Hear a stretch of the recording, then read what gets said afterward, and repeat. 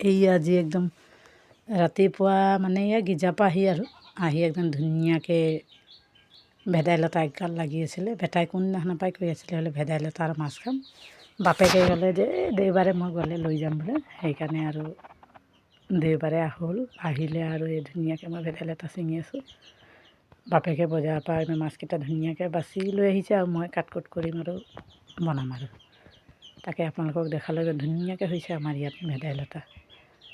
আকৌ আপোনালোকক ক'বলৈ পাহৰিছোঁ নহয়, আজি সকলোকে নমস্কাৰ আৰু মোৰ এয়া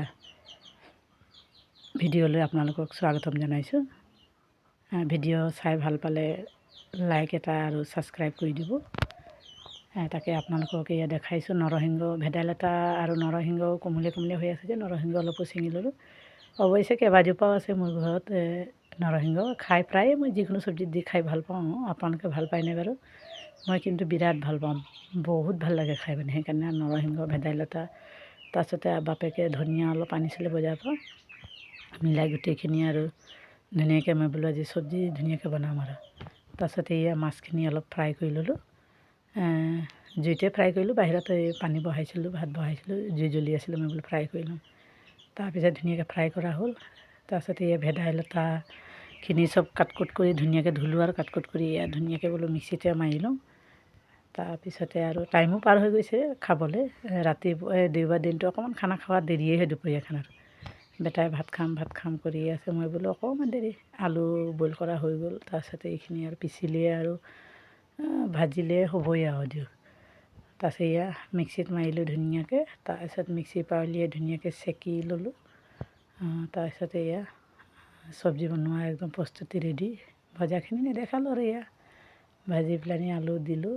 আলুখিনি অলপ ভজাৰ পিছত এইখিনি ধুনীয়াকৈ ভাঙি ইয়াতে ধুনীয়াকৈ আৰু ভাঙি হৈ গ'ল। এয়া হ'লেই আৰু প্ৰায় মছলা ইমান দিয়া নাই আৰু নহৰু আদাটো দিছোঁ। ইমান মছলা নাখাওঁ, পেটৰ কাৰণেও বেয়া যে, পেটৰ অকণমান প্ৰব্লেম যে।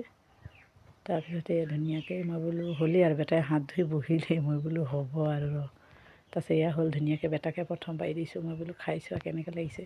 কৈছে বোলে ফ্ৰাই মাছ এপিচো খাম, হ'ব বাৰু কৈছোঁ। তাৰপিছত ধুনীয়াকৈ মোক কৈছে মা বোলে প্ৰথমত কিন্তু মই সুদা ভাতহে অকণমান খাম দেই, তাৰপিছতহে বোলে চব্জি লগত খাম। মই বোলো হ'ব।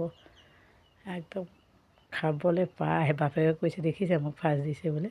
তাৰপিছত মোক কৈছে বা মা বোলে ইমান ধুনীয়া বনাইছে, আপুনি বনোৱা চব্জি মোক ভাল লাগে। অৱশ্যে ল'ৰা ছোৱালীক মাকে বনোৱা চব্জি এনেও ভাল লাগে, আমাকো ভাল লাগিছিলে, এতিয়াও ভাল লাগে। তাৰপিছত বাপেকে তিয়ঁহ এগাল কাটি ল'লে। বাপেকে কৈছে খাম। এয়া বাপেকৰ কাঁহীত বেলেগ চব্জি অকণমান মানে এয়া কচু শাক বেটাক দিয়া নাই আৰু তাত বিলাহী দিছোঁ যে। তাৰপিছত ধুনীয়াকৈ খাবলৈ নাপায় নে কচু শাক তাত এই ডিউটি জেগাত আহিলে মানে দেওবাৰে বনাই দিওঁ আৰু পিতেকৰ নিচিনা হাতখন উঠাইছিলে। ধুনীয়া হৈছে বুলি কিন্তু ক'ব জনা নাই আৰু খোৱাত ব্যস্ত যিহেতু ভোক লাগিছে। তাৰপিছত মই বোলো ময়ো খাওঁ, যিহেতু বনাই মেলি একদম লোভত খাওঁ লাগি আছে আৰু বেটাৰ মানে খুবেই প্ৰিয় এই ভেদাইলতা। পকৰি সেইদিনাখন খালোঁ, বেটাক দিয়া নাছিলোঁ যিহেতু ফ্ৰাই বস্তু খালে অকণমান অসুবিধাও হয়, কিন্তু মাছত দিছোঁ যে সেইকাৰণে ধুনীয়া হ'ব বুলি আৰু সি খাইছে ধুনীয়াকৈ। এয়া খাই মেলি আজৰি। তাৰপিছত ধুনীয়াকৈ ফুল এজোপা আমাৰ ঘৰত ফুলি আছিলে, তাকে অকণমান ভিডিঅ' কৰিলোঁ। ইমান যে ভাল লাগে ফুলজোপা নহয়, চবৰে ঘৰতে প্ৰায় থাকে, তথাপিও মই দেখালোঁ আৰু এয়া নেক্সট ডে' মানে আজি মৰ্ণিং একদম ৰাতিপুৱা একদম ঠাণ্ডা দিনৰ নিচিনা মানে কুঁৱলী পৰিছে। তাৰপিছত আজিলৈ আহোঁ আৰু সকলোকে নমস্কাৰ।